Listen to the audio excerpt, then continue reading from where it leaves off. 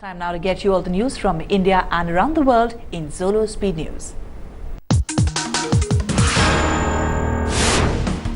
The tragic death of a 16-year-old gang rape victim in West Bengal has turned political. The Left Front has blamed the death on Mamata government, saying those responsible for raping and later harassing the victim were being protected. Left groups also held demonstrations against the hospital and the state administration. The Trinamool Congress, however, has ruled out any wrongdoing by the police. The party also says the left is conspiring to malign the state government. The father of the gang rape victim has blamed the hospital authorities for her death. He alleges that his daughter wasn't given proper treatment.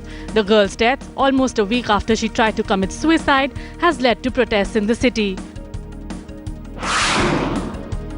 A full-blown political war has broken out between the BJP and the Congress on the corruption charges against Himachal's Chief Minister Veerbhadra Singh. Congress workers protested at Rajnath Singh's residence in support of Veerbhadra Singh. However, the BJP hit back, with Jaitley questioning if protests by Congress workers can dilute corruption charges against its leaders. Veerbhadra Singh, meanwhile, left Delhi without meeting either Sonia Gandhi or Rahul Gandhi. He was reportedly summoned to the capital after Jaitley wrote to the Prime Minister with details of corruption charges against the Himachal CM. Congress sources say the party high command is convinced of Veerbhadra's stand and is firmly backing him. The BJP has challenged Congress to sack Veerbhadra if Rahul's anti-corruption stand is for real. India has cancelled the 3,600 crore VVIP chopper deal with Augusta-Westland. The contract for supply of 12 VVIP choppers to the Air Force was cancelled in view of charges that kickbacks to the tune of 360 crore rupees were paid by the firm. Defence Ministry sources say the deal was cancelled after a meeting between the Prime Minister and Defence Minister A.K. Antony. The deal has been scrapped more than a year after bribery charges surfaced. Former IAF chief S.P. Tyagi is one of the accused in the case, which is being probed by the CBI. US is still reviewing the application for the transfer of Indian diplomat Devyani Khobragade to the UN. This after India demanded that Devyani be issued all necessary documents that ensure full diplomatic immunity to her. The Indian diplomat was arrested on 12 December on charges of visa fraud and was ill-treated by US authorities, after which India upped the ante against the US. Delhi Chief Minister Arvind Kejriwal and 69 other newly elected MLAs of the Delhi Assembly took oath on the first day of the Assembly session. Among them were 28 Aam Aadmi Party legislators, most of them first-timers. Congress's Mateen Ahmed presided over the session as pro-tem speaker. Kejriwal is to seek vote of confidence for his minority government on Thursday. Ignoring the protest of the power companies, the Delhi government has issued orders for audit of their books. The power companies had earlier written to the government saying the matter is pending in the High Court and its judgment should be awaited. But Chief Minister Kejriwal later told the media that the High Court had not stopped the audit of power companies. BJP leader Arun Jaitley has also taken on the Aam Aadmi Party over the water subsidy in the capital. Jaitley said only a small number of people with metered consumption will benefit and the poorest of the poor have been kept out of the scheme.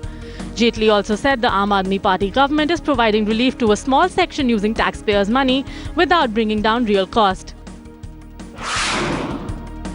Trying to follow the example set by the Aam Aadmi Party, Congress leader Sanjay Nirupam has demanded power subsidy in Maharashtra.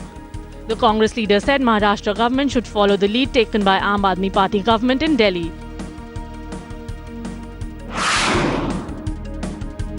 The Aam Aadmi Party says it has received thousands of applications from people interested in fighting elections in Maharashtra.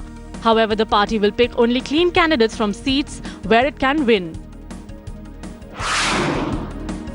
Following in the footsteps of Arvind Kejriwal is none other than Rajasthan Chief Minister Vasundhara Raje.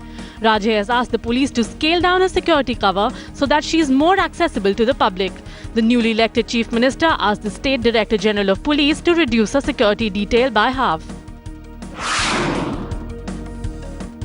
BJP leader Kirit Somaiya will file a police complaint against Congress and NCP leaders indicted in the Adarsh Housing Society scam. The Adarsh Commission report was rejected by the state government after it indicted senior Congress leaders and former chief ministers. A massive anti-Naxal operation is underway in 8 states after the deadline set for Naxals to surrender ended on Wednesday morning. Nearly 40,000 security personnel have been deployed since the 26th of December in Chhattisgarh, Jharkhand, Maharashtra, West Bengal, Odisha, Bihar, Andhra Pradesh and Madhya Pradesh.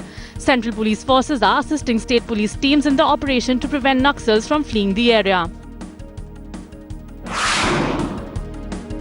As many as 483 families who fled the Muzaffarnagar riots in September have been forced out of a relief camp near Loi village in Uttar Pradesh. The riot victims are now reportedly being shifted to private camps. Critics of Uttar Pradesh's Samajwadi Party government say it's trying to reduce media scrutiny on the poor conditions in the camps that had led to dozens of deaths due to severe weather conditions.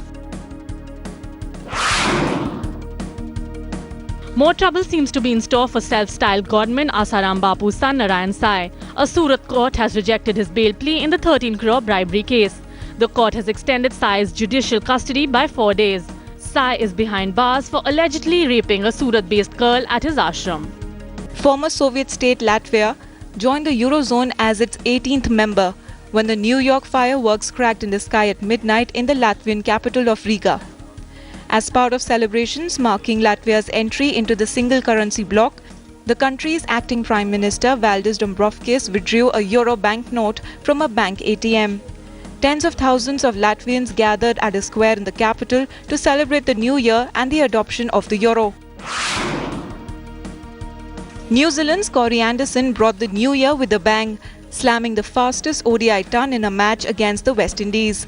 Anderson struck a 36-ball century, breaking Shahid Afridi's 37-ball ton record made in 1996 against Sri Lanka. The 23-year-old remained unbeaten on 131 of 47 balls with 14 sixes and half a dozen fours to take New Zealand to a mammoth 283 for 4 wickets in their innings. New Zealand won the match by 159 runs.